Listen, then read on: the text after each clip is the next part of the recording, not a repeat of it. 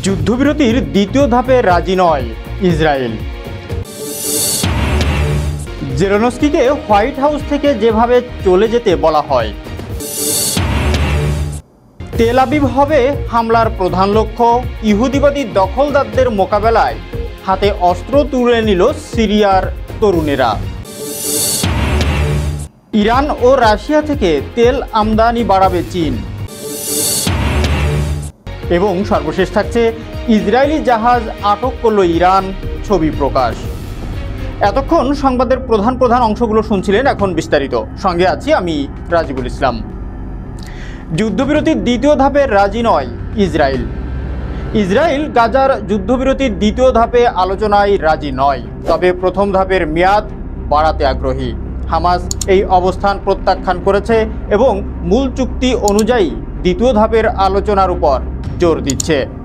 প্রথম ধাপে যুদ্ধবিরতি 42 দিন স্থায়ী ছিল, যার আওতায় 25 জন জীবিত ও 8 জন নিহত ইসরায়েলি জিম্মিকে মুক্তি দেওয়া হয় এবং বিনিময়ে 2000 ফিলিস্তিনিকে ছেড়ে দেয় ইসরায়েল।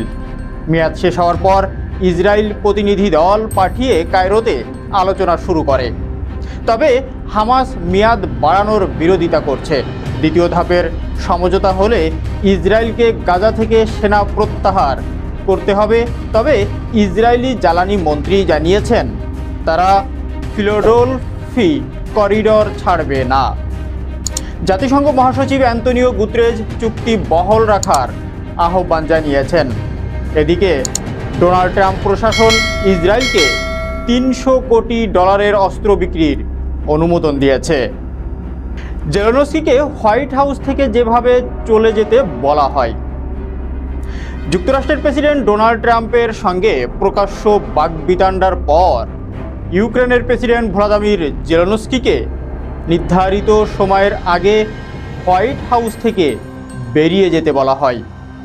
ট্রাম্পের জাতীয় নিরাপত্তা পরামর্শক মাইক ওয়ার্ডস নিশ্চিত করেন যে তিনি জেলেনস্কিকে জানিয়ে দেন তিনি আর সেখানে স্বাগত নন। ওভাল অফিসে বিতর্কের পর মার্কো রুবিও সহ কর্মকর্তারা ট্রাম্পকে পরামর্শ দেন আলোচনা বন্ধ করার জন্য। ওয়ার্ডস জেলেনস্কিকে জানান যে সময় তার পক্ষে নেই, যুদ্ধক্ষেত্র ও বৈশ্বিক পরিস্থিতিও প্রতিকূল এবং মার্কিন করদাতাদের ধৈর্য সীমিত। ফক্স নিউজকে ওয়ার্ডস বলেন জেলেনস্কি তখনও তর্ক করছিলেন, তবে তার দল বিষয়টি বুঝতে পেরে হতাশ হয়ে পড়ে। এ ঘটনায় ইউরোপের নেতারা জেলেনস্কির পক্ষে দাঁড়িয়ে রাশিয়ার বিরুদ্ধে ইউক্রেনের সমর্থন অব্যাহত রাখার আশ্বাস দেন।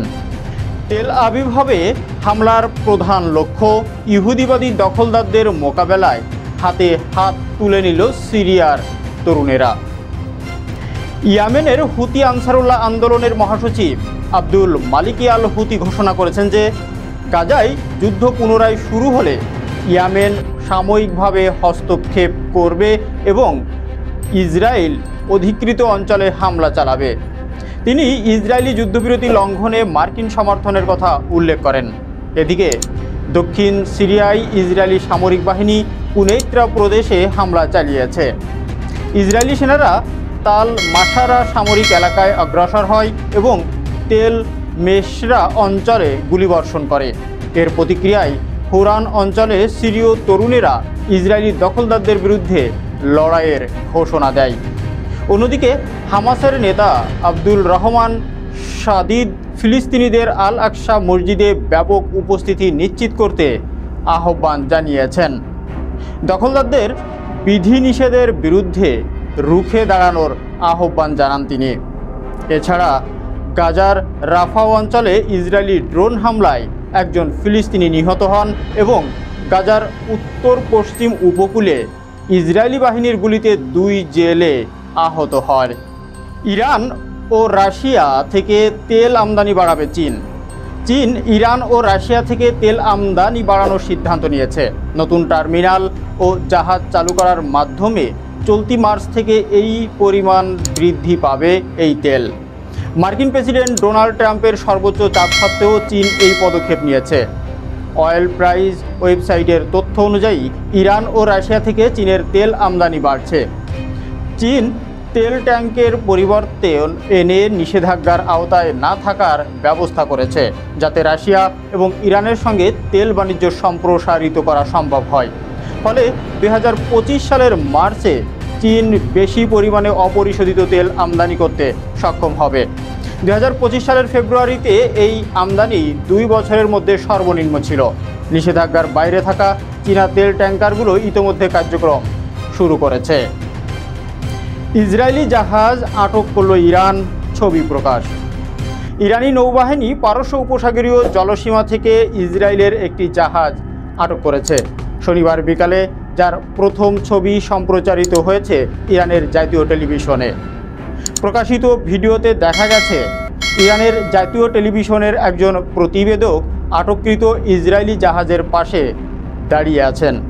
এর আগে শনিবার সকালে ইরানের ইসলামী বিপ্লব গার্ড বাহিনী বা IRGC এর নৌ commander rear admiral Alireza Tangsiri ইরানি গণমাধ্যমকে বলেছিলেন, বিশ্বের যে কোনো স্থানে আমাদের জাহাজ বা নৌযান আটক করা হলে আমরা প্রতিশোধ হিসাবে তাদের জাহাজ আটক করব এবং এটি ইতোমধ্যেই ঘটেছে। এদিকে এ বিষয়ে ইসরায়েলের তরফ থেকে এখনও কোনো মন্তব্য বা তথ্য পাওয়া যায়নি। তবে ইরানের এই পদক্ষেপকে মধ্যপ্রাচ্যের সামরিক উত্তেজনার সর্বশেষ উদাহরণ হিসাবে দেখা হচ্ছে।